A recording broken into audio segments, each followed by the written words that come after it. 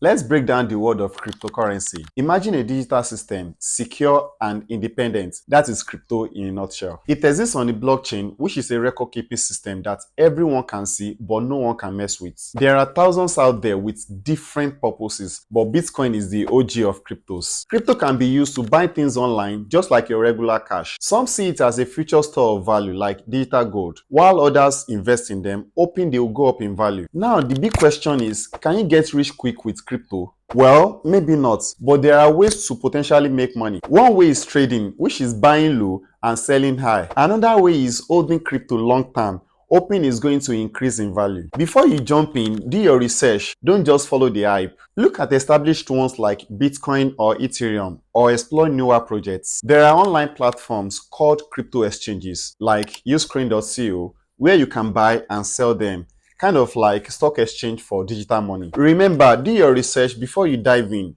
Only invest what you can afford to lose. The crypto market can be volatile, so start small and learn the ropes. That's cryptocurrency in a nutshell. Don't forget to like and share while you make money online.